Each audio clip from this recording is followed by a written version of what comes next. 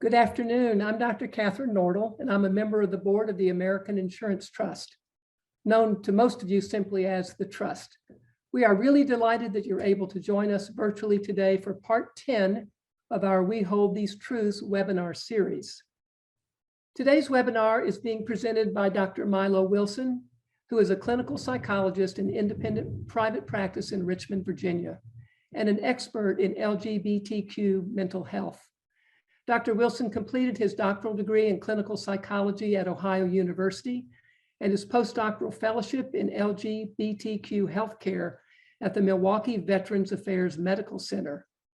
Prior to shifting into full-time private practice, Dr. Wilson worked as a staff psychologist at the University of Richmond Counseling Center and at the Veterans Health Administration. While at the Richmond VA Medical Center, Dr. Wilson served as the LGBTQ Veteran Care Coordinator and the LGBTQ EEO Program Manager for the Medical Center. Dr. Wilson has presented on LGBTQ behavioral health at local, state, and national programs. He has also served on the City of Richmond Human Rights Commission. Throughout his career, he has been active in the American Psychological Association in leadership, as well as the Ohio Psychological Association.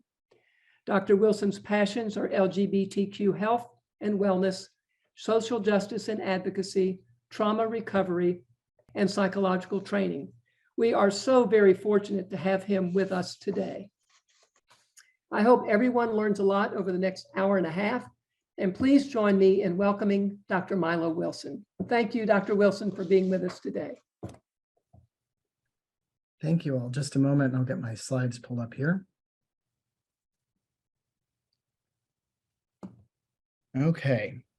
Well, thank you very much, Dr. Nordel, for that lovely introduction. I want to extend a thank you to Dr. Martin and the staff at the Trust for making this webinar possible today.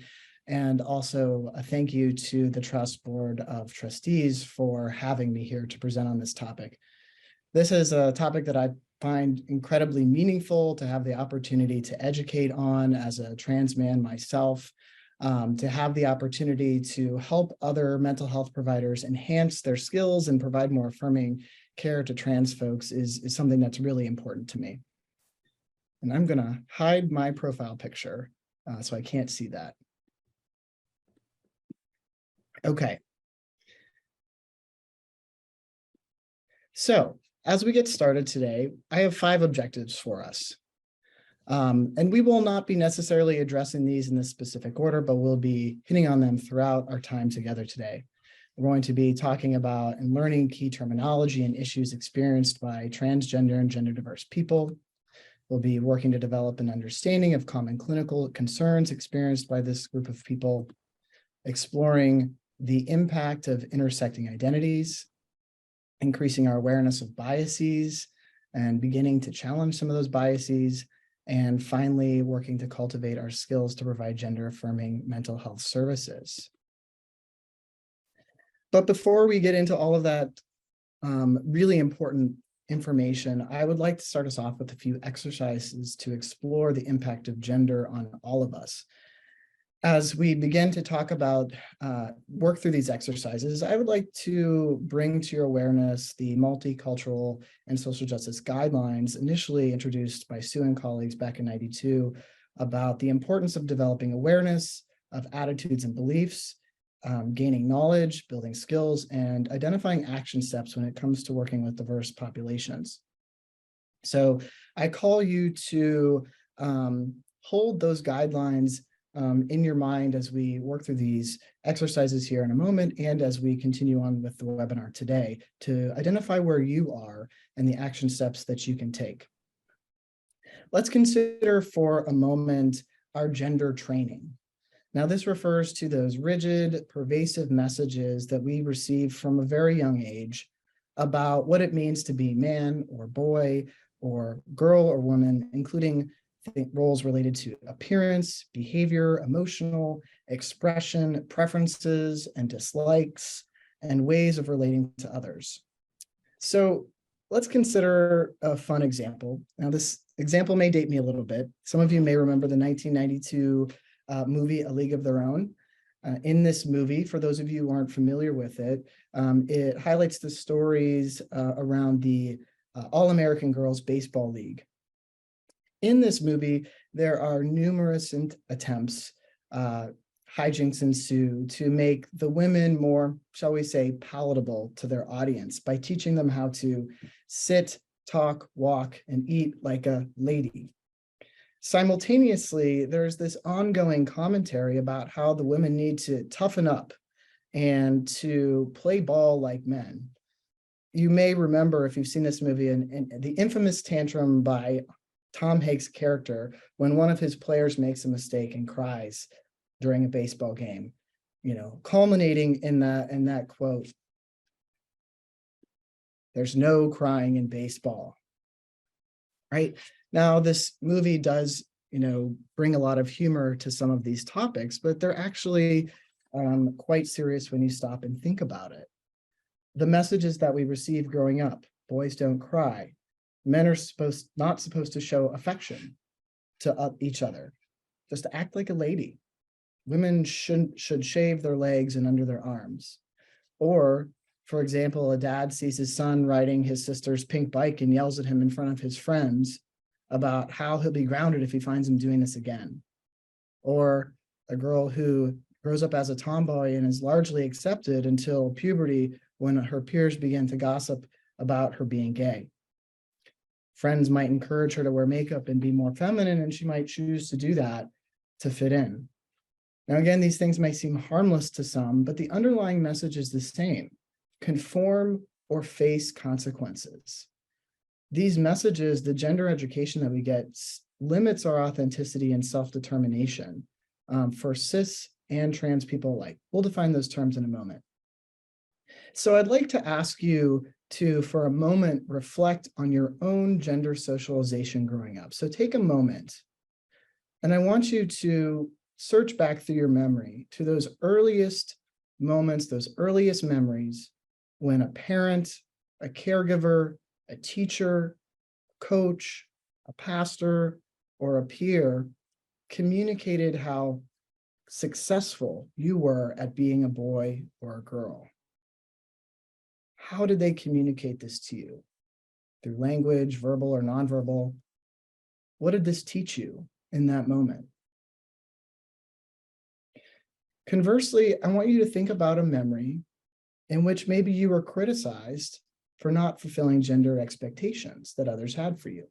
If you don't have a memory that comes to mind, you might consider someone that maybe you knew. Again, how did the people in your life communicate this to you? What did it teach you about gender, and how did it make you feel? This gender education and socialization starts from day one and can have a profound effect. So consider this, that gender doesn't just affect trans folks. Gender really affects us all. So let's take a moment and do one more quick exercise related to uncovering bias. So again, I'm going to ask you to use your imagination and imagine in your mind a picture of a man and a woman. Don't think too much about it, just go with the first images that become available to you.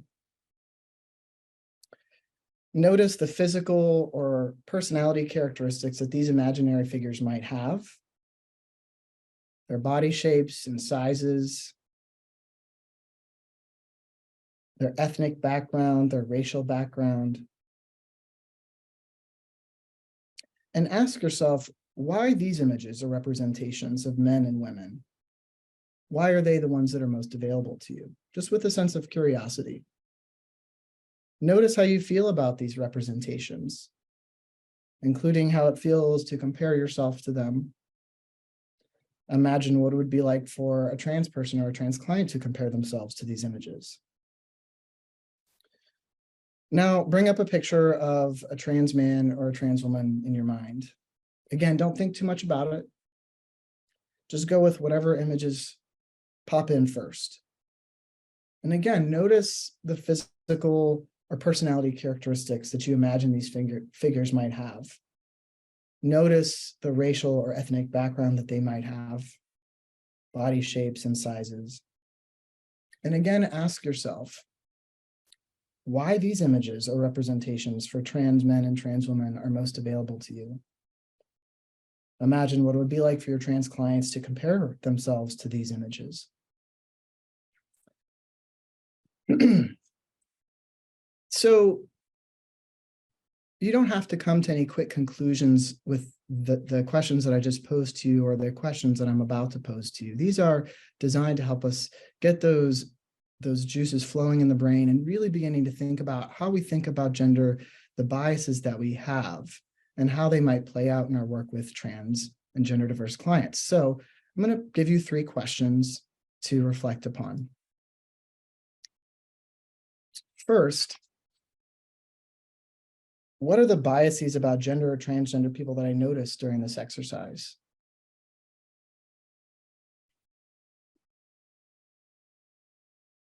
What can I do when I become aware of how my biases are affecting my judgments and practice in the clinical setting?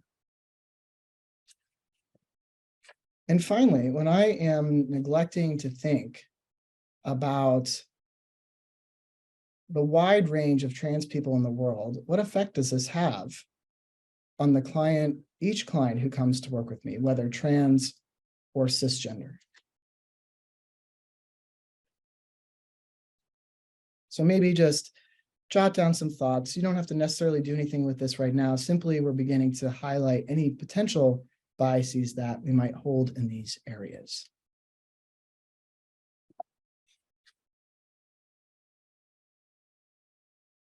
So let's move on and begin to talk about some common terminology. Let's get on the same page. Now, I'm not going to read a giant list of terms, but we are going to hit on some key terms that are going to be important for us to have some common language.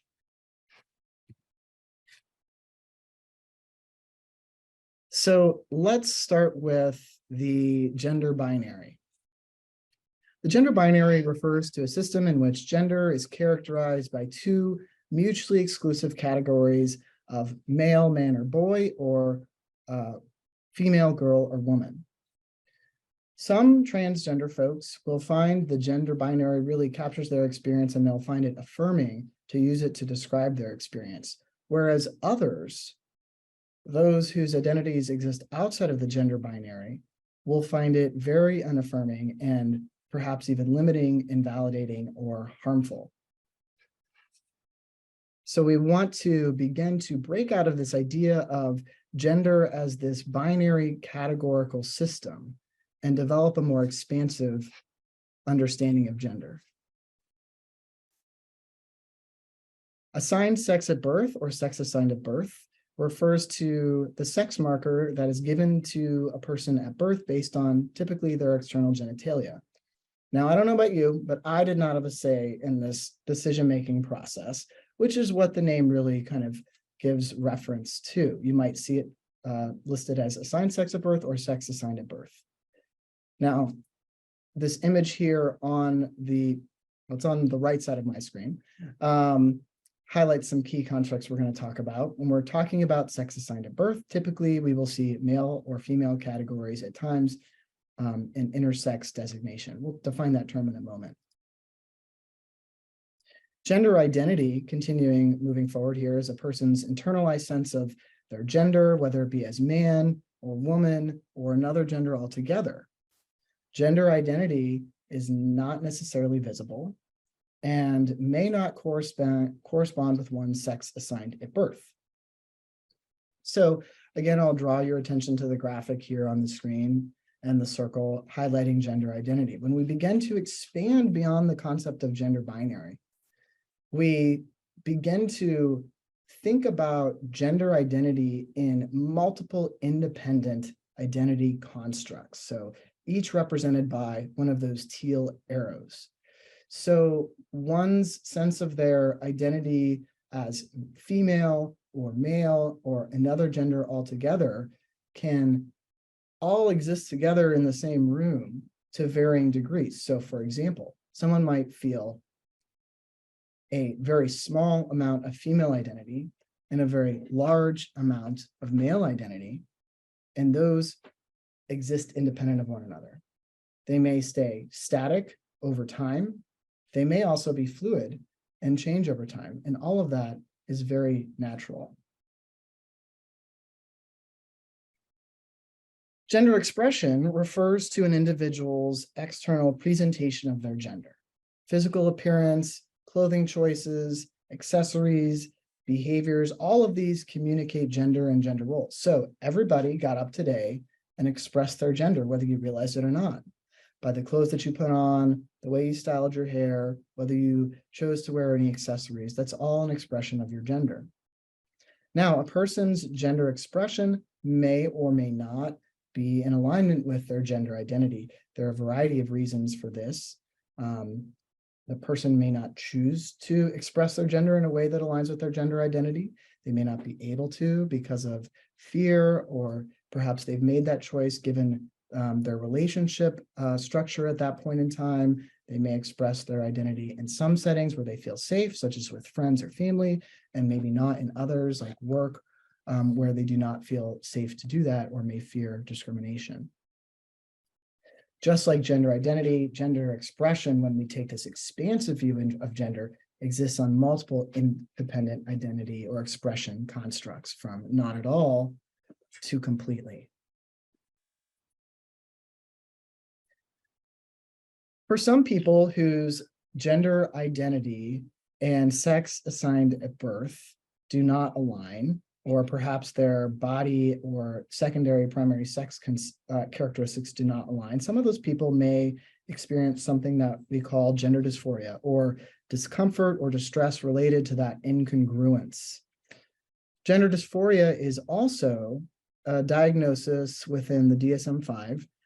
It was updated or replaced the gender identity disorder diagnosis in the most recent revision back in 2013. It's important to recognize, as research illustrates, that not all trans people who experience body and identity incongruence feel gender dysphoria. Some do and some don't. Some people who experience sex assigned at birth and gender identity incongruence may embark on something called a gender transition. This is a process of shifting one's expression, gender expression or body to match their gender identity. This may include aspects of social transition, such as changing one's name or using different gender pronouns, changing one's clothing or hairstyles, changing gender expression in a variety of ways. It may include legal aspects of transition, so legally changing one's gender markers on identity documents, legally changing one's name. It may include aspects of medical transition, so typically that may include a variety of different gender affirming surgeries, or taking feminizing or masculinizing hormones. It may include some of these pieces, none of these pieces, all of these pieces. It really is very individualized. So that's one take-home point to remember from today. Gender transition, for those who choose to embark on that, is a highly individualized process. We also know from the available research that gender transition is a safe and effective way of decreasing gender dysphoria, and it has been associated with lower levels of depression and anxiety among trans adults and trans youth. So the idea that gender transition is harmful, that lots of trans folks regret transitioning, is simply unfounded rhetoric. I want to briefly mention the concept of passing. This is a mixed bag for different trans folks. So this refers to the concept of blending with cisgender people or not being perceived as trans based on one's appearance. For some people, often those trans folks who have a more binary identity, this might be the goal. For others, it's not, or for others, that's not maybe something that they can achieve. And so I caution against any sort of body appraisal or encouraging trans people to have to pass or to fit the cisgender mold. Doing so can be potentially invalidating, hurtful, and disempowering. Finally, I want to mention the idea that gender identity and sexual orientation are separate aspects of identity. Everybody has a sexual orientation. We're all pretty aware of that. We all also have a gender identity, whether it be male, female, a mix of maleness or femaleness. We all have them. They may be related, but they are not the same.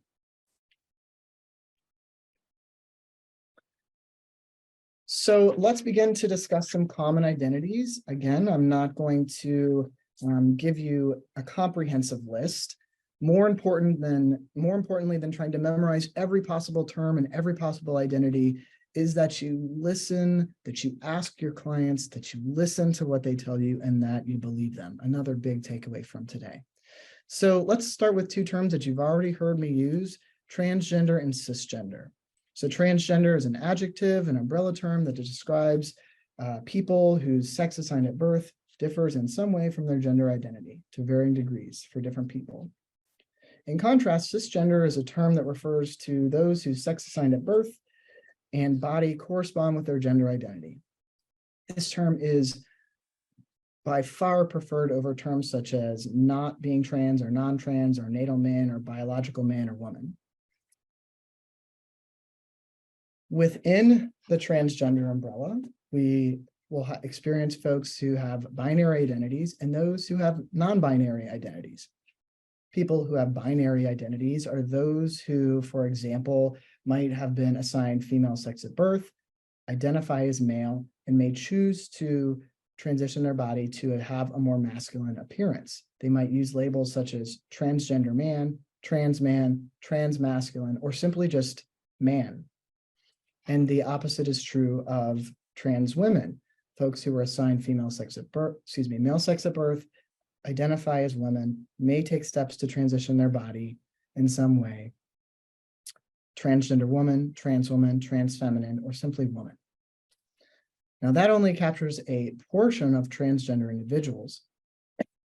There is a whole other component of the trans community who identify with non-binary identities, and these refer to any identity that is outside of the gender binary.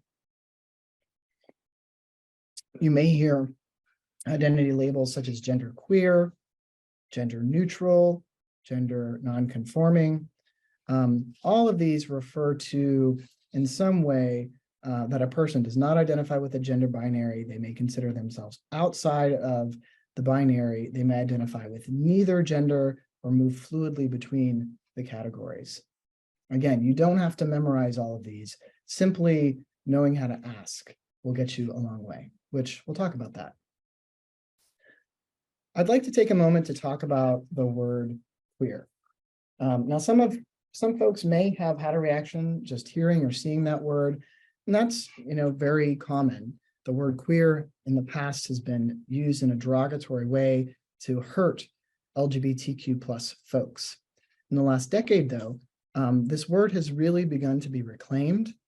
It can be defined as an umbrella term that describes both sexual orientation for some and gender identity for some. It really refers to this idea of gender identities and sexual orientations that do not conform to societal expectations of being heterosexual or cisgender. Many people, myself included, find that this gives a flexibility to be able to describe their identity while not feeling boxed into rigid categories. Still, some LGBTQ plus folks may find this to be pejorative and hurtful. So if you're not someone who uses this identity, I caution you to only use it when another person is telling you that that's how they identify, rather than to just use it, freely. Agender refers to a person who might not identify themselves with any gender or particular gender, an absence of gender, perhaps. I want to briefly mention that trans people, like cis people, experience a range of sexual identities: gay, lesbian, bisexual, pansexual, asexual, queer. I wish I could define them all, But we could spend an hour and a half just talking about identity labels, but I don't think that would be perhaps the best use of our time today. And finally, I would just at least like to briefly mention the term intersex conditions, although we won't talk about this much more beyond this point. This is a term that describes people who have physical sex characteristics such as chromosomes, genitals, or their gonads that are not consistent with the typical binary framework of male or female. Some people with intersex conditions identify as trans and some do not. A few terms to avoid before we move on. Transsexual. This is a term that was used quite a lot in the past, has really fallen out of favor. So generally speaking, unless a person uses this term, I avoid it. Another term, and this is perhaps me hopping on my soapbox, is the term transgendered with an ED. Transgender is not a verb. It's a noun, it's an adjective. One does not transgender themselves. So generally speaking, we try to steer clear of that word as well. Now, let's begin to dive into some of our clinical skills. Before I do so, I want to give a big acknowledgement to Dr. San Chang, Dr. Zanali Singh, and Dr. Lord Dickey, who have authored what I consider to be a foundational text in gender-affirming care, The Clinician's Guide to Gender-Affirming Care. I have a picture of that at the end of the presentation for you to look that up. It's an excellent resource. I draw upon it regularly in my clinical practice. If you plan to work with transgender folks, I highly recommend purchasing this text if you haven't already. As the authors of this text identify and highlight throughout, and we will highlight this throughout our time today, the basis of all trans-affirming care is to respect the client's self-determination. Or in other words, trans clients know themselves and they have the ability to make the right decisions for them as it relates to their identity and any sort of transition-related decisions they might make. A question to hold in your mind as we move through this section. What is gender affirming for this client? What is culturally affirming for this client in this particular time and in this socio-political context? Or in other words, different clients, or perhaps even the same client in different points in time, may find different interventions to be helpful. So the very nature of work with transgender individuals is very individualized. Okay, so I'd like to share with you some theoretical foundations to gender affirming care. Now, I'm going to put a lot of things on here in a second. You should not feel like you need to memorize these things. What I wanted to share with you, my goal in sharing this with you is that there are many theoretical foundations to providing gender affirming care. Many of you may already be familiar with a variety of these approaches to working with clients. If there are areas that you're less familiar with, I encourage you to pursue additional education in those areas. Also, I want to highlight that clients may benefit from a wide variety of approaches. There may be times when work will focus on building insight and understanding, and exploration is going to be a big part of this phase of work if it's a part of your work. There may be times when there's a greater need for skill building and coping strategies. There may be also times when it is more appropriate to use a more evidence-based or more structured treatment when you are working on a diagnosable mental health condition such as depression, anxiety, or PTSD, for example. But bottom line, taking a client-centered approach that really centers self-determination and autonomy is key. So you might ask yourself, as we're talking more about self-determination, how am I reacting to this? Am I struggling with it? If you are, maybe ask yourself, can I explore that struggle and the deeply held beliefs that might inform this? How might that belief or my struggle that with self-determination affect my work with a trans client? Why do I think I know more about what this person needs than they do? Can you approach these beliefs or these biases with curiosity and flexibility and begin to challenge them? So we're going to be spending a fair amount of time today talking about gender affirming language because it is very critical to providing gender affirming care. We're going to be talking about names, pronouns, identity designations, greetings, transition terms, and body descriptors. So gender affirming language. If I could put underscore this 10 times and put 10 exclamation points and put it in bright flashing letters, it wouldn't be doing it enough justice. Simply stated, language matters. As psychologists, as mental health providers, our language carries considerable power. We can affirm or deny a person's truth. The thoughtfulness or lack of thoughtfulness in our words, even small, can have a big impact and make someone feel safe, affirmed, and welcomed in your environment, or unsafe, unaffirmed, and unwelcomed. We know from extensive literature that transgender and gender diverse people experience frequent, harmful speech sometimes on a daily or multiple times a day basis. We also know from the research on microaggressions among trans folks, but also the broader literature on microaggressions, that experiencing discrimination, microaggressive language has a big emotional impact and can evoke many painful emotions. We also know that using affirming language can minimize trauma from microaggressions. So small changes can equal a big impact. So let's dive into this. Let's talk about how we can respect names in a more effective way. First and foremost, ask. That's a big takeaway. Ask, listen, believe. My first interaction with a new client, any client, but especially my trans and gender diverse clients, whether it be on the phone, in the therapy room, or through written correspondence, is to ask the name that they want for me to use with them. Typically, I will open up an introduction by saying, my name is Dr. Wilson. I use he, him, his pronouns. How would you like for me to refer to you? What name do you want me to use with you? What pronouns do you want for me to use with you? I also usually follow that with an invitation. If at any point a client changes their name, they want to experiment with a different name, they want to experiment with multiple names, multiple types of pronouns, but this is a safe place in which to do that. And I am happy to adjust and give that space to do so. So many, but not all, trans folks may choose to use a different name. I caution you to never use a client's given name or the name that they were given when they were born, usually by their parents, without their permission. Never ask someone's given name unless it's absolutely necessary. Now, when might it be necessary? Probably less often than you think. But think about situations where perhaps you might be using a client's insurance, and maybe they have a different name on their insurance than they use with you in your work together. Or perhaps you're working in a larger medical system and you have a shared medical record. You need to pull up that client's record and they have a different name in their record. Those are the only, well, maybe not the only, but those are some of the typical examples in which you might need to ask about a client's given name. I'll talk in a second here about how to do that in an affirming way.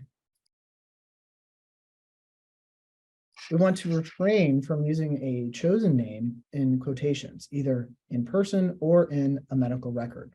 That is very invalidating.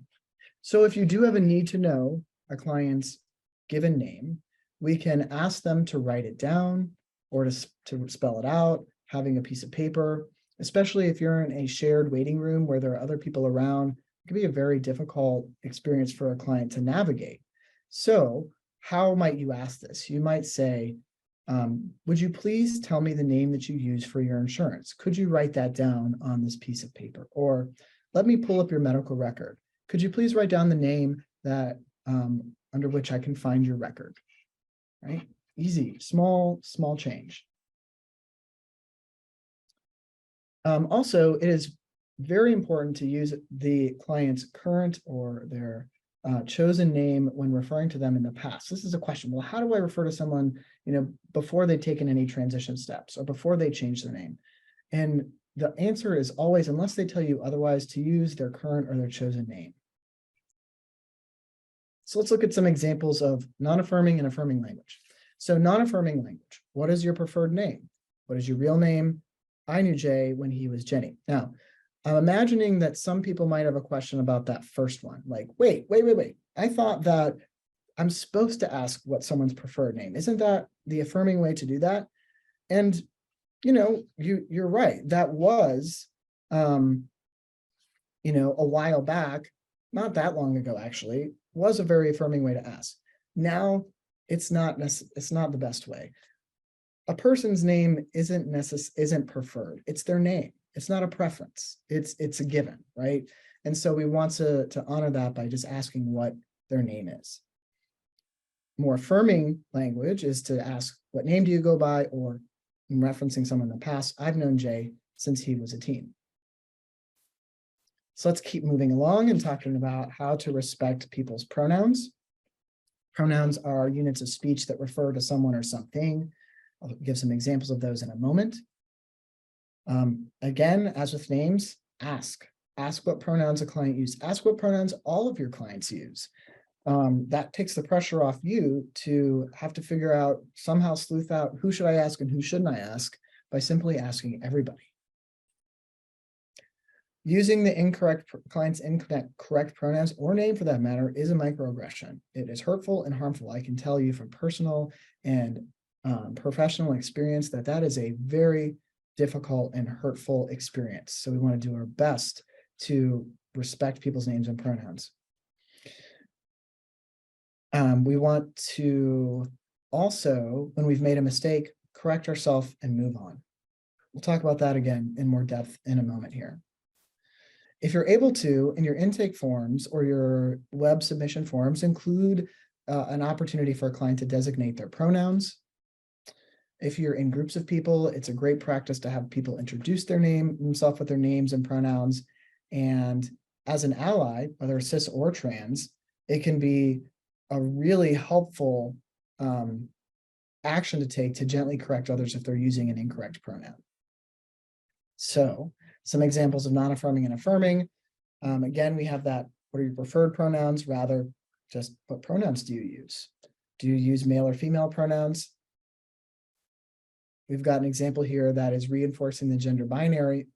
Also, last I checked, pronouns don't have a gender. So we want to steer clear of that. Again, my pronouns are he, him, his. What are yours is a great way to ask. So before you are some examples of pronouns. We've hit on the binary pronouns already in the first two columns on this chart. Some of the third person, or excuse me, the singular they is increasingly being used in the trans and gender diverse community. It is grammatically correct to use it in a singular, to reference a singular person. I caution you against arguing against that, even if you're not sold on that yet, because that could be a hurtful thing. If someone uses these pronouns, it really doesn't matter what you think they're their pronouns. You should use them.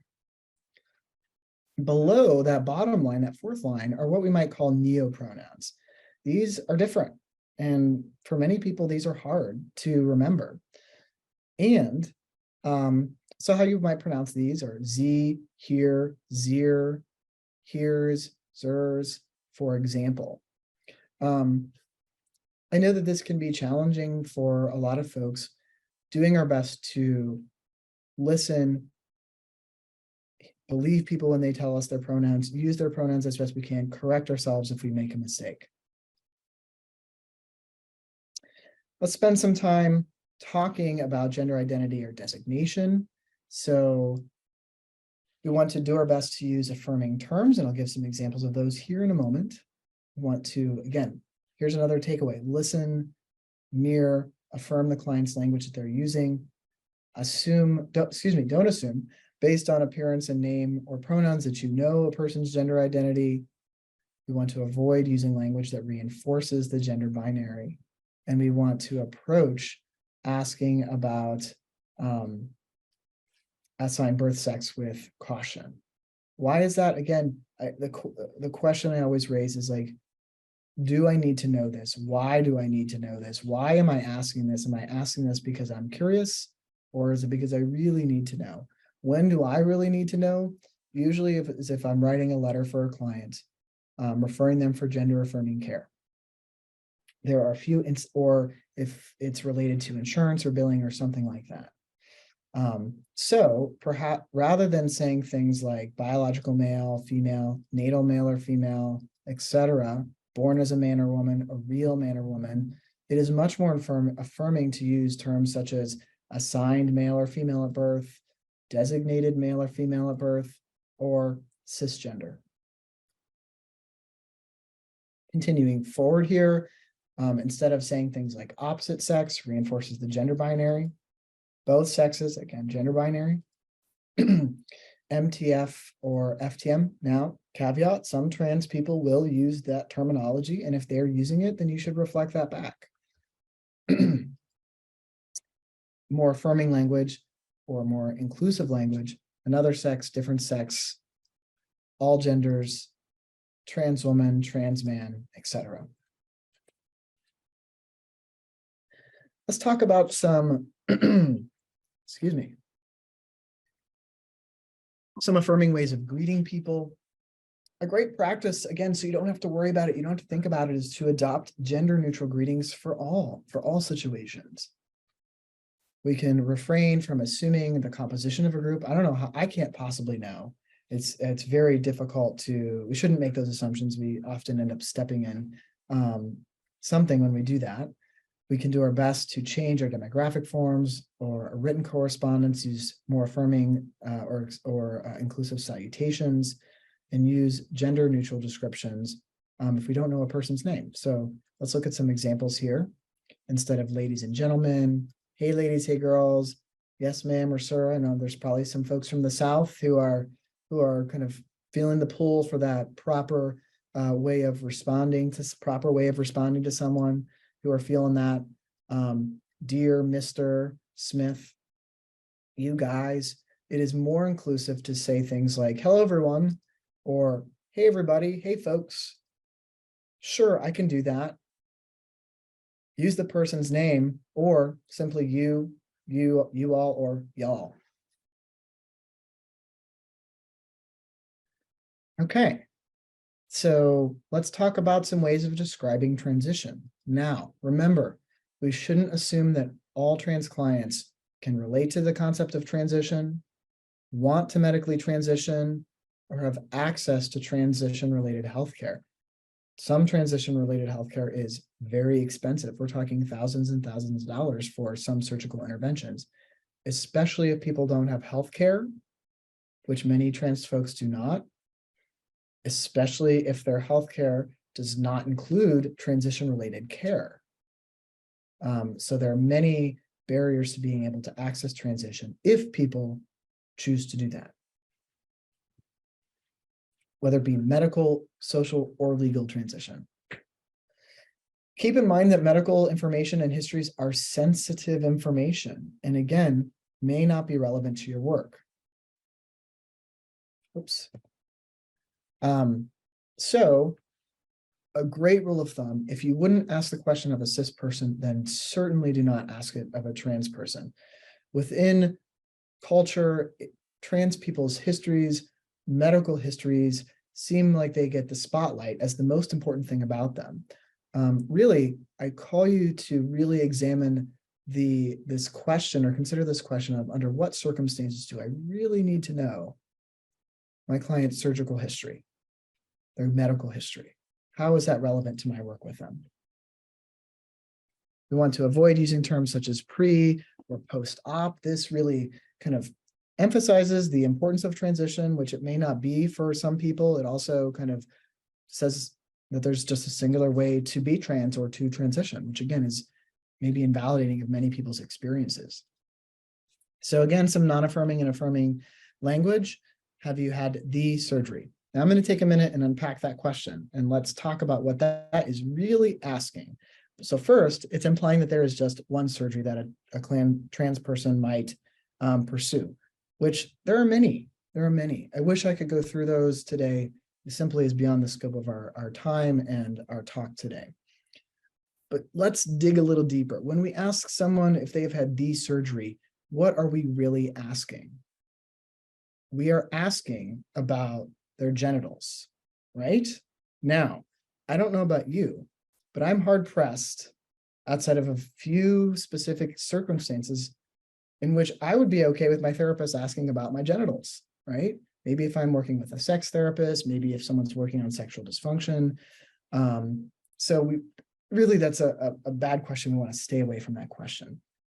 Rather, we might use more affirming language such as, what forms of transition are a part of your path? Or are you interested in a medical transition? Okay, so let's talk a little bit about bodies. Many trans folks do have a challenging relationship with their bodies, maybe a source of discomfort or dysphoria. So we want to approach discussing bodies with care. We want to avoid passing judgment about trans people's bodies.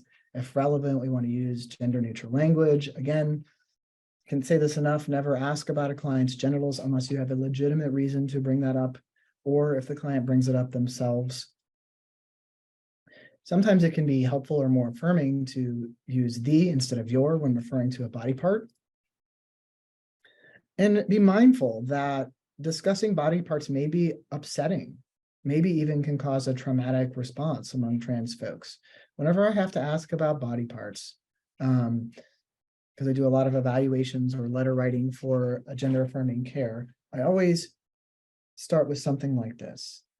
Now, for the purposes of this part of my letter, I'm going to need to ask about certain parts of your body. What language would you like for me to use if I have to ask questions about your chest? Or what language would you like for me to use if I need to ask questions about fill in the blank body part? Would it be okay if I ask some questions about that? If ever there's a point where you feel uncomfortable with the way I'm talking about your body or the questions that I'm asking, please let me know. We can stop, we can talk about it, and we can find a different path forward, right? Really respecting autonomy, really giving the client an opportunity to advocate for themselves. Again, I know I'm being repetitive here, but when in doubt, ask and mirror their language. And finally, be mindful of sex-specific medical information in electronic health records. Many electronic health records do a very poor job of having and affirming ways to document about trans bodies. You might find if you use a shared medical record that some trans clients are not out to all the providers on their health team. So when I was working within a large medical center, you better believe anytime I was working with a new trans client on my caseload, I would have a conversation with them about how we can document in a way that protects their confidentiality, where they are in their process, and also balances my ethical obligations, and finding a way that balances all of that. Okay, so when we're talking about bodies, instead of using words such as like breast, penis, vagina, male or female reproductive organs, for example, we might use words like chest, genitals, private parts, name specific body organs. Some non-affirming language and affirming language examples here below. All women need to have pap smears. I hear that you want to have surgery to remove your breasts. Makes me start to sweat when I just read some of these. Oops, excuse me. And some more affirming languages. I want to respect how you'd like for me to talk about your body. What words would you like me to use to refer to your genitals, your chest, whatever that might be, or the genitals, the chest, for example. Okay, now, very important topic. All important topics in my mind, but this one is a big one.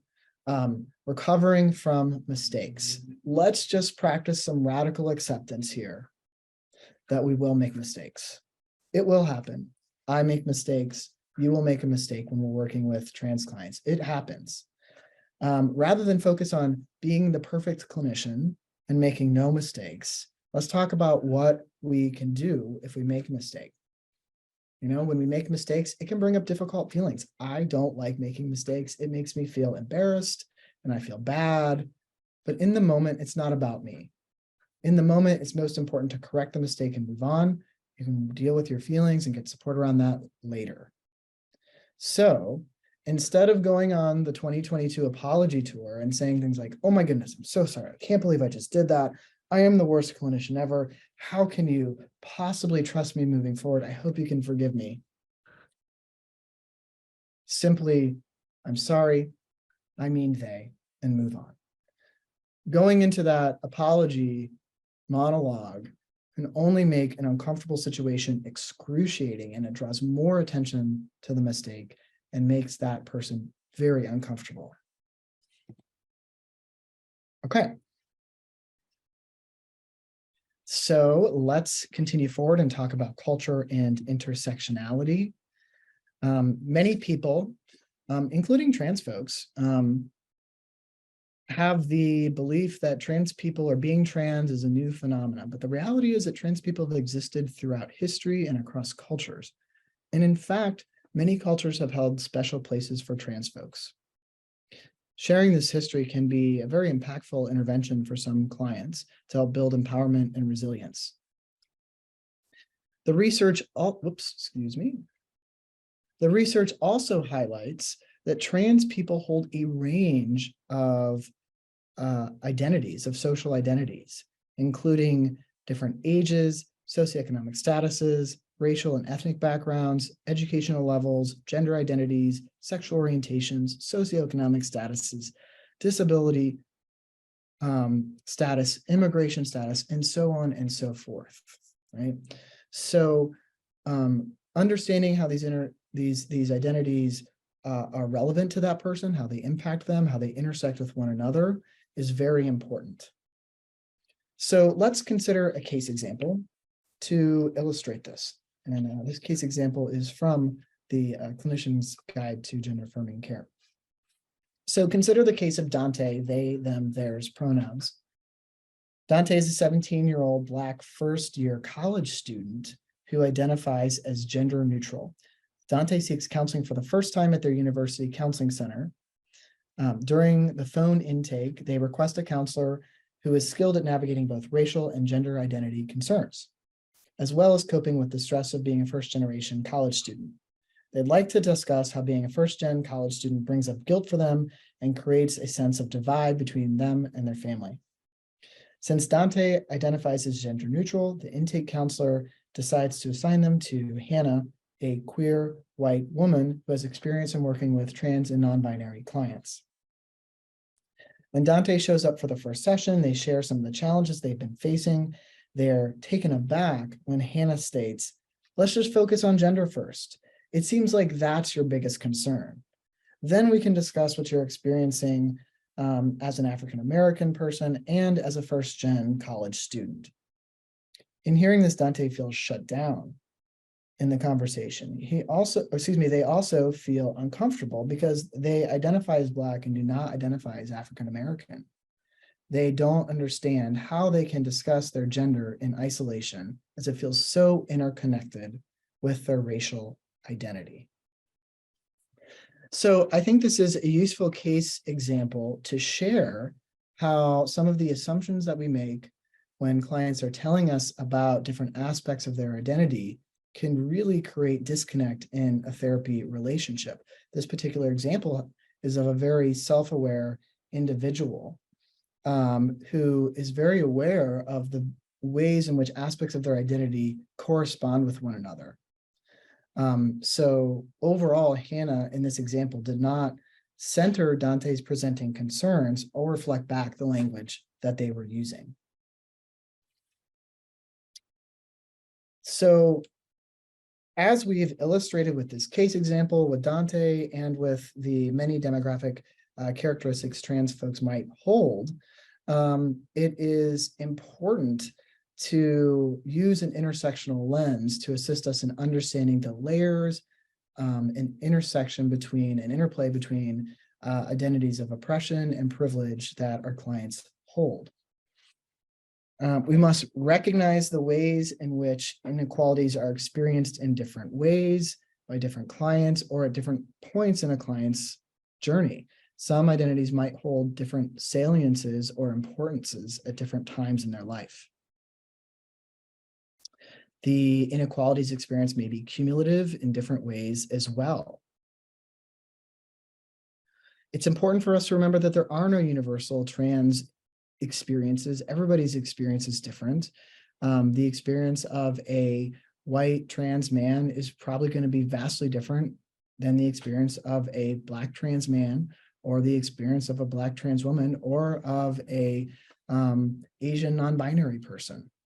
So it's important when we work with our clients to begin to understand the areas of privilege and oppression that impact them, to understand how they intersect with one another and impact their well-being and resilience.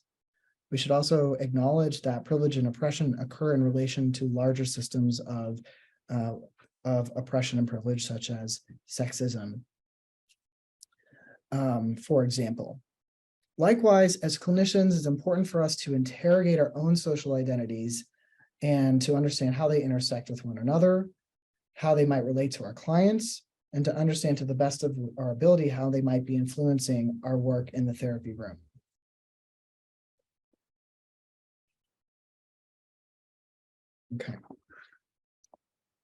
Okay.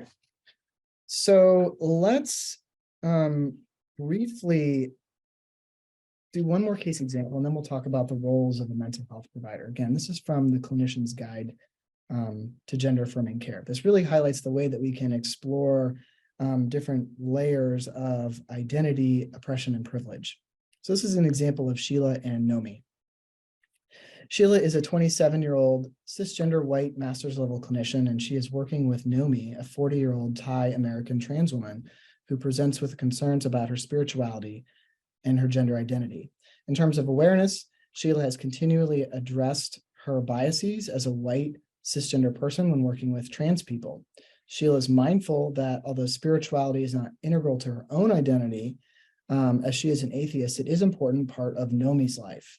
With regard to knowledge, Sheila has formal training in trans-affirming counseling and has worked with many trans women of color, however, has less knowledge about areas of spirituality, particularly as it relates to Thai cultural context. Sheila brings up this case in her peer consultation group, where another clinician who specializes in spiritual concerns provides her with resources and helps her to talk through some of her questions and concerns. In terms of skills, she decides to attend a workshop on spirituality and counseling. And in the course of her work, she researches spiritual supports in the community and eventually shares those with Nomi. She takes action by sharing these with her broader trans provider listserv. Now, we've seen how how Sheila in this example identified her biases or lack of knowledge. We saw how she sought to identify a lack of skill. She sought consultation, and she identified action steps that she could take to enhance her skills and then be a resource for the broader community. Okay, so as a mental health provider, psychologist working with trans clients, you will likely be called to take on a variety of roles. Some of those roles will require a breadth of knowledge, knowing a lot about a little thing, a number of areas, knowing a little about a lot of areas, got that backwards, whereas some roles will require a depth of knowledge. So those more breadth area roles might include providing psychotherapy, collateral visits with support people, perhaps doing a little bit of education and training within a team, interdisciplinary consultation or collaboration, and perhaps even advocacy. Whereas areas of practice that require a greater depth of knowledge are going to be those that are specific to transition-related care, including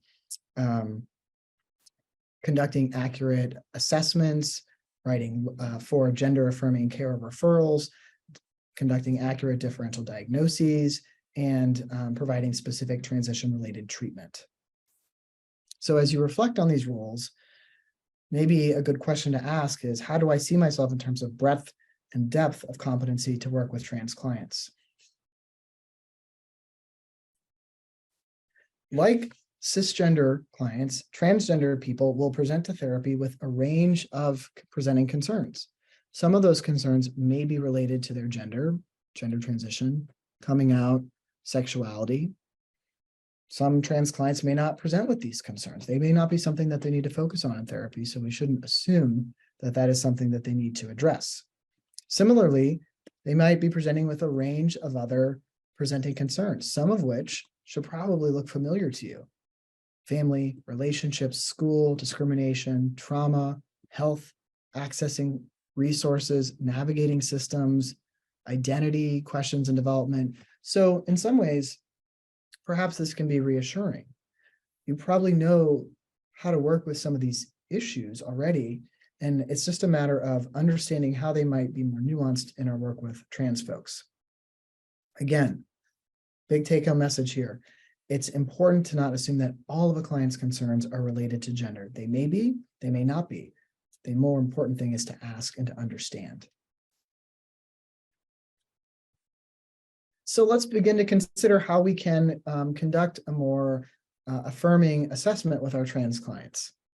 Now, for the purposes of this webinar, when I talk about assessment, I am referring to a process of gathering information in order to come to a conclusion about a client's needs and how to fulfill those needs. I'm not referring to specialized assessments such as forensic assessment or psychoeducational assessment, things of that nature. When we are, if you're a provider who uses more conventional or formal assessment measures, I caution you to do that with care and consideration. Most, if not all, conventional assessment measures do not have norming that includes trans or gender diverse people and relies on very traditional gender norms and gender binaries. So it will, it's something that we should do with caution. It's something that may not be something that might be something we might want to consider not including if it's not going to be affirming for that client, or if we don't know if the results are giving us accurate, reflective information. The use of clinical and observational interviewing approaches offer a less formal and more responsive manner to assessing a client's need. Starting at the first point of contact with that first phone call, that first therapy session, when we're focusing on assessment, using those rich, open-ended questions that can allow us to assess history, attachment styles, using culturally sensitive clinical and diagnostic interviewing to gather detailed history, detailed information about symptoms, impairment, and coping, particularly as it relates to trauma history and coping skills to inform an individualized treatment plan. We want to work to understand rather than assess gender. It is not our job as clinicians to tell a client what their gender is, or to tell a client the steps that are appropriate for them if they are choosing to pursue aspects of gender transition, nor is it our job to have a client prove to us their gender. That is not respecting their self-determination. So we ask, we inquire, how would you describe your gender? What is the language that you use to describe or define your gender? Sometimes people say they don't know, and that's okay. We can validate that and believe that. It's important to be familiar with common mental health concerns experienced by trans and gender diverse people. And as we mentioned a moment ago, we want to assess to the extent to which, if at all, those are related to gender or not, rather than assume that they are.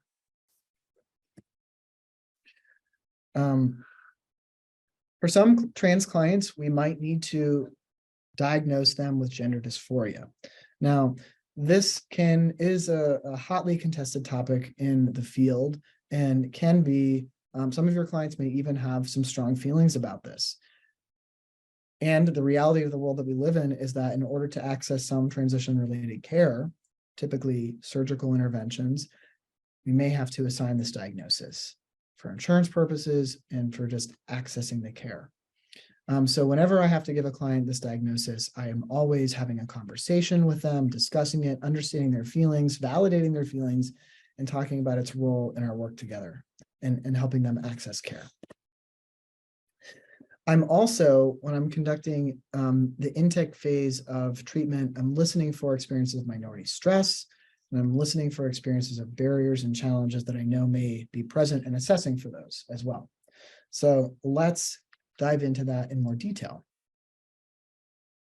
So as some of you may know, and if not, that's okay, minority stress describes the impact of chronically high levels of stress related to stigmatized minority groups initially coined by Meyer in 2003 that can have an impact on physical and mental emotional well-being.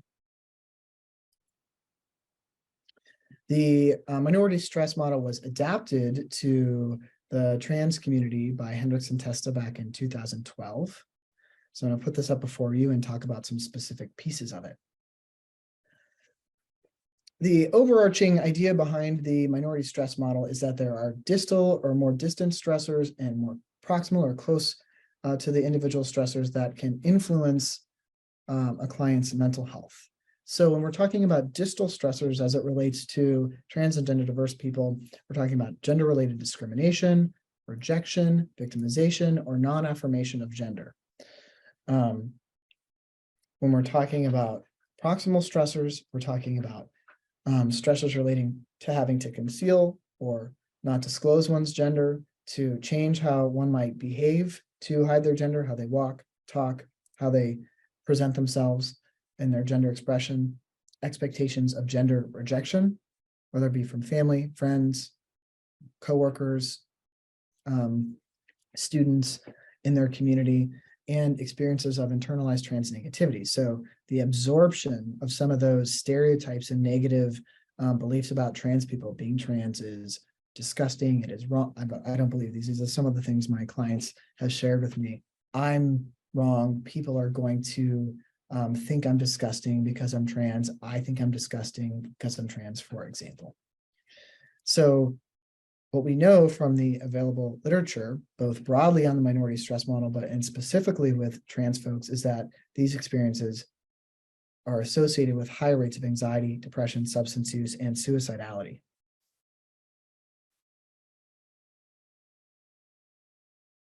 One area that I'd like to take a little bit of a deeper dive in this topic is microaggressions.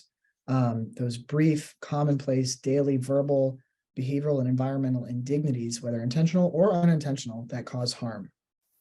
There is a great website to visit if you click through that link, the GLAD Trans Microaggressions Photo Project, which highlights a lot of these.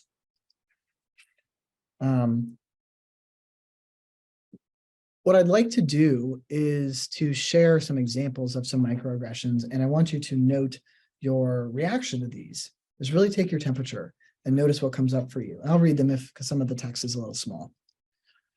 So the first picture, wow, I would have never known you used to be a girl. I just don't understand why you would want to mutilate your body. You will never be a real woman. You're so beautiful for a trans girl. Did you have the surgery? We've already talked about that one. And so when are you really going to transition? Now, I would love we could spend, again, a whole other hour and a half like talking about microaggressions and unpacking what the underlying meaning of these really is. But if you noticed some discomfort about that, it probably tells you something about that these are hurtful things to have, to receive, to say. If you're not sure, maybe spend some time thinking about that, reflecting on that, maybe exploring like, what are my biases that might be contributing to struggling to understand this. Maybe do a little bit of research by visiting that link I just mentioned to do a little bit more education. Dr. Kevin Nadal has some great articles on transgender-related minority stress. What we do know from minority stress is that it, again, has a significant impact on both emotional and physical well-being. So I'm going to highlight some additional stressors and talk about a few more things related to clinical care. So let's dive into these areas. I want to look at stressors that trans people might face in a different way now, looking at different levels of stressors. So as we've highlighted already, trans people come from a diverse range of cultural and demographic backgrounds, and those can intersect in a variety of different ways. We also know from available research that the most at risk of suffering from social determinants are people who hold more than one marginalized identity. So, for example, those who identify as have a diverse gender identity and a diverse racial or ethnic background or disability status. So one of the things the literature bears out time and time again in trans folks is that the most at-risk group is Black trans women. Oops.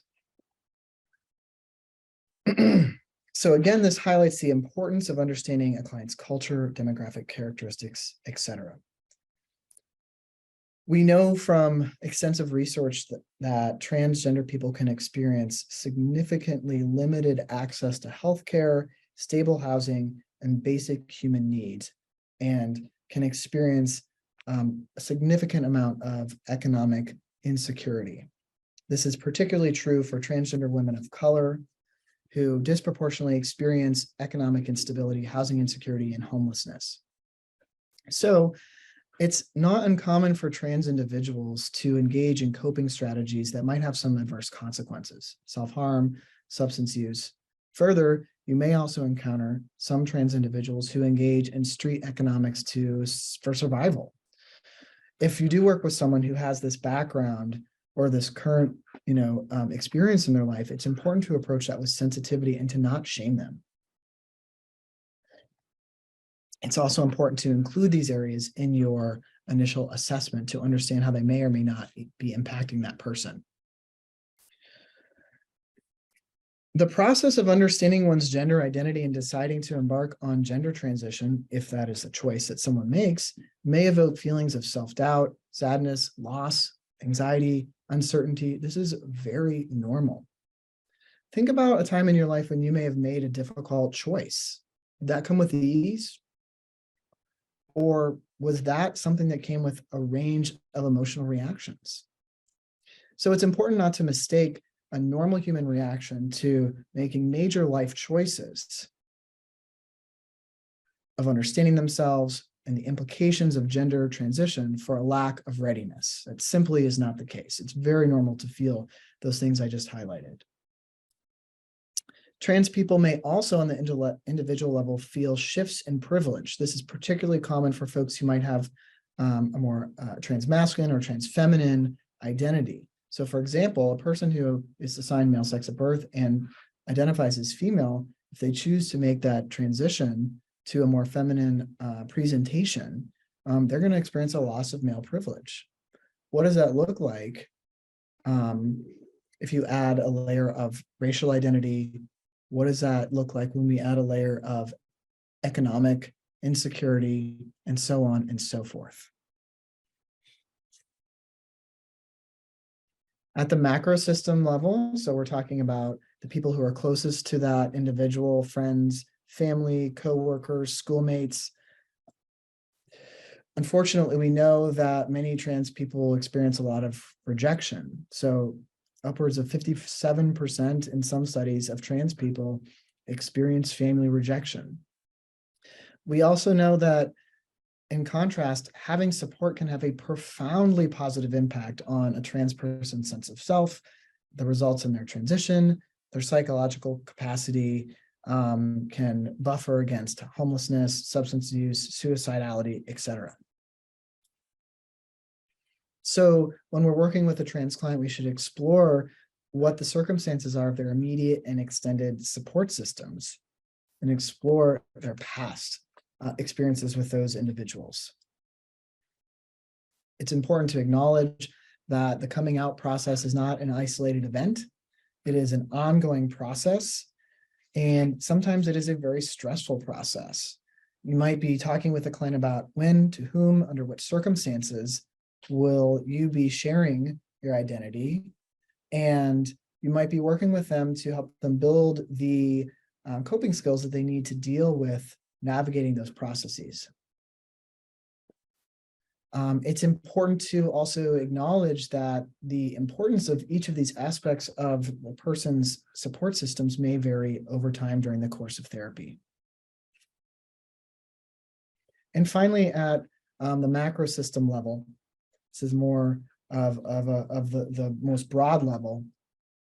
We know from extensive research that transgender individuals disproportionately experience high rates of harassment, discrimination, violence, both physical and sexual. And this is compounded by intersecting identities. Again, trans women of color experience by far the highest rates of discrimination and violence and harassment. Upwards of 63% of trans people report at least one severe instance of discrimination, for example, losing a job due to their gender identity. So it's important to listen to and understand and believe trans people when they talk about these experiences. At the institutional level, trans people are often navigating accessing safe restrooms, getting accurate identification documents, finding employment and housing and healthcare and public accommodations that are in places that have legal protections for them, which unfortunately is grossly inadequate across our country right now. Having insurance is, for many people, trans people, not something they have, let alone insurance that covers their transition-related care.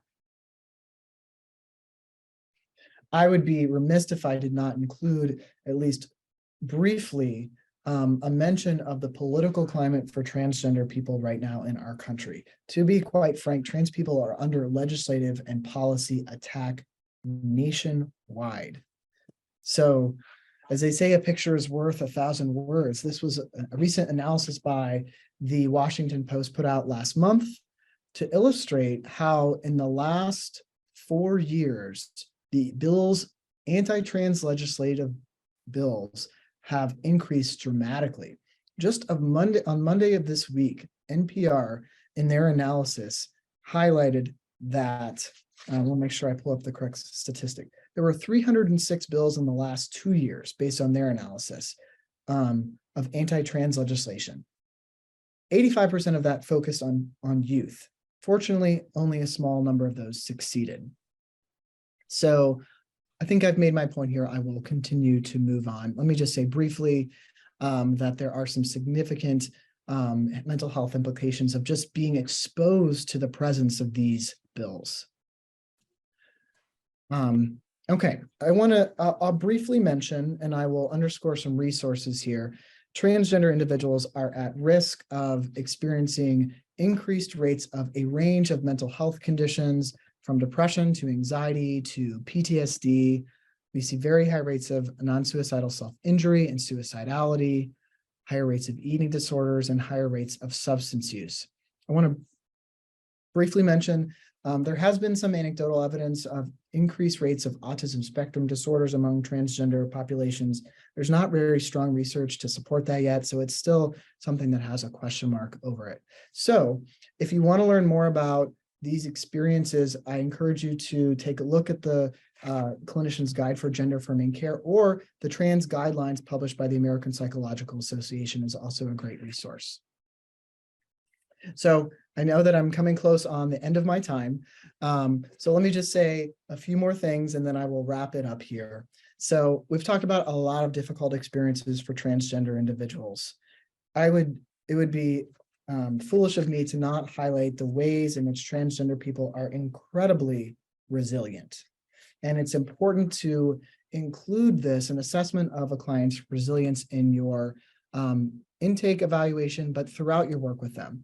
So we want to be identifying individual strengths that provide resilience, self-definition of gender, cultivating pride in one's identity, personality factors that may help them buffer those difficult aspects of navigating gender, as well as self-advocacy and cultivating collective and community resilience. There's some lovely questions in the Clinician's Guide to Affirming Care to guide you in asking questions about this. Okay, this is a resource. I'm not going to go, don't worry, Dr. Nordal, I'm not going to go through this whole slide. The Transgender Resilience Intervention Model by Tsuno and Israel is a great resource. I highly encourage you to read that article. I just wanted to at least give you some exposure to that. Okay, I will wind down and point you to some resources. So let me move through these slides here. We only didn't get to one slide today. The remaining slides are by and large summary slides of what we covered, because I wanted you to have a concise way to take away some of these messages. One thing I didn't mention that I will say briefly is the physical environment of your office, your web page, and all of these things Trans people are going to be looking for affirming signs and signals that you are a safe person. So having a flag, having language on your website are going to be things that will, in your environment, identify you as an affirming provider. Okay, so let me skip ahead here. And as I'm doing this, I just want to share, again, these are summary slides. When you download the slide deck, some questions for you to reflect upon. If you are working with me as my client, I always end my sessions by asking people to identify their takeaway or some action steps. So here are some questions to help you think about that for yourself from today. And finally, I wanted to share some resources. Some of these I've mentioned, some of these I haven't. They are wonderful resources to continue your education in working with trans and gender diverse clients. So with that being said, I will turn it over to Dr. Nordal. Thank you for your patience. Thank you, Dr. Wilson. We have a time for a few questions, and we had several. We have some that have been, looks like they're sort of categorized in certain areas. And one has to do, or one area has to do, for example, with child assessments. And I know we didn't cover children today, but I thought I would bring these up because I would guess that there's probably several people that may have similar questions. One was, what recommendation would you have for conducting child assessments when the parents may want the given name, dead name, in the report, but the child or adolescent would want the preferred name? And given that the child is technically your client, but the parents are paying and consenting for assessment. So how would you address that situation or question? That is indeed a sticky situation. I'm going to give a caveat to my answer because I primarily work with adults. So working with youth and families is not my primary area of expertise. What I would say is I would start with having a conversation about that perhaps with the parents a lot. And again, I'm just kind of thinking off the top of my head here because this is not my area of expertise. Have a conversation with the parents, having a conversation with the child or the youth who is your client, and really trying to cultivate a sense of understanding of why perhaps having the given name, it might be hurtful to their child, and try to bridge a middle path, if possible. If possible, I'd like to get the parents to use the client's or their child's chosen name.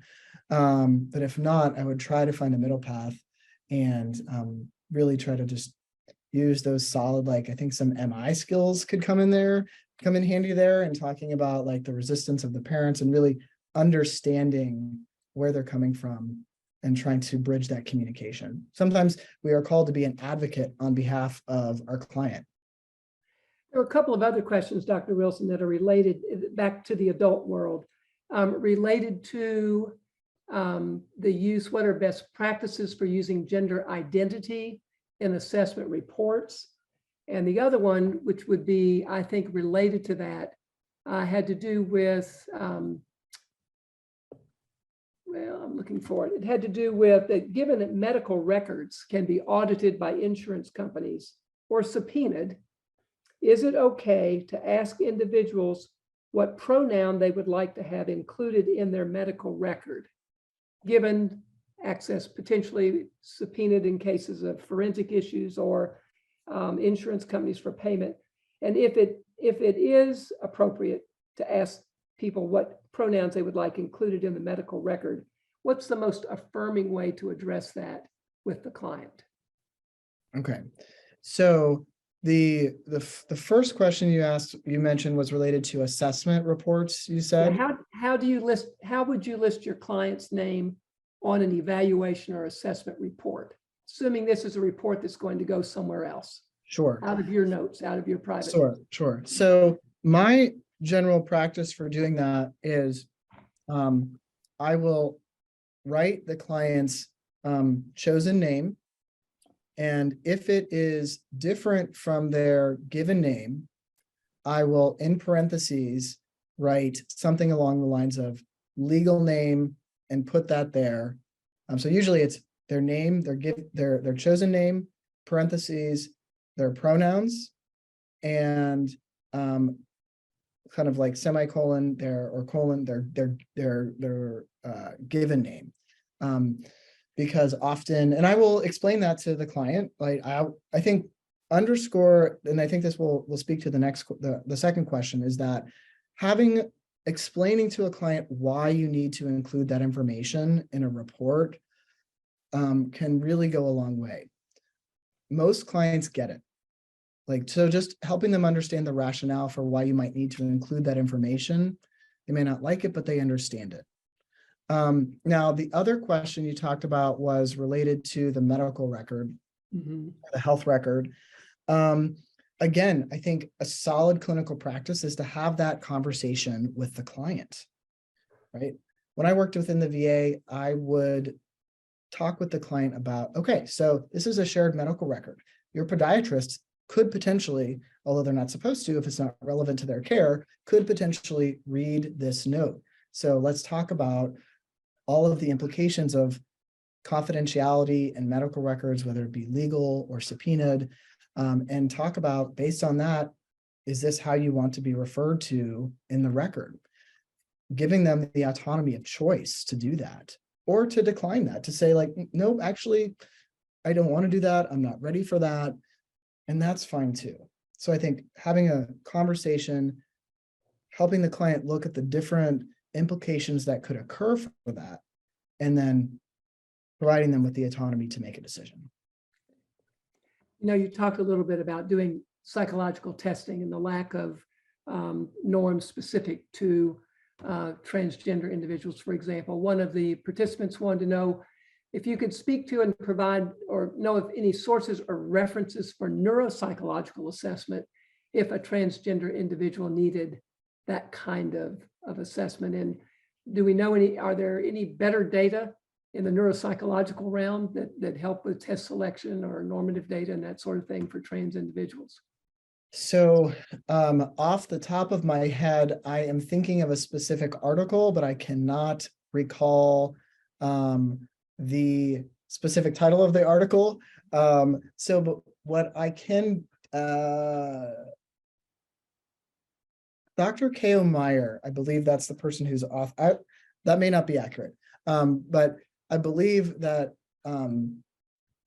that psychologist, who's also a medical doctor, authored a paper on this several years back. I will need to look that up, and I'd be happy to provide that as an additional resource. But off the top of my head, I'm not able to give a specific resource. Okay. And maybe I'm going to squeeze in one last question here. This comes from one of our psychologists who is the director of a university-based assessment clinic. She indicated that they believe that their trans male client met the diagnostic criteria for borderline personality disorder.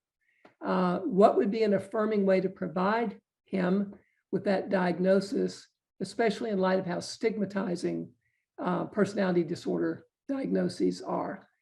She also mentioned, though, that the client felt very validated by their gender affirming clinical interview for gender and sexually diverse individuals. But so is there, how would they be able to deal with that diagnostic issue?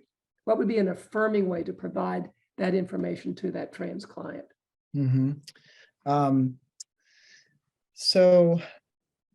And I've also been in that circumstance as well. You know, how I have approached that is really matching or reflecting back the experiences or the symptoms that the client has shared with me or that have come out in the interview that correspond to that diagnosis. So you have said that you have had trouble over time with having more instability in your relationships, that you really have these kind of volatile emotional experiences, that you have, difficulty with having a sense of who you are at the core as a person, right? And giving those examples. When we see all of that together, this is the label that we call that. And then, maybe to sound like a broken record, opening up a dialogue about what their reaction is to that. You know, how do you feel hearing that label or that diagnostic category as it relates to you and your experiences? I've had a lot of really, I mean, again, maybe people aren't excited to hear that, but some people find it reassuring to know that there is a way of understanding their problems, and as such, that there is a way to help them move through that. So that's how I would approach that. Well, thank you so much, Dr. Wilson. This has just been, I think, a great presentation. We really appreciate you taking your time to be with us today and to be with our policyholders and sharing your extensive knowledge. I'm sure that folks will want to know more. You had a really loaded presentation with lots and lots of good information, and we appreciate the resources that you've shared as well.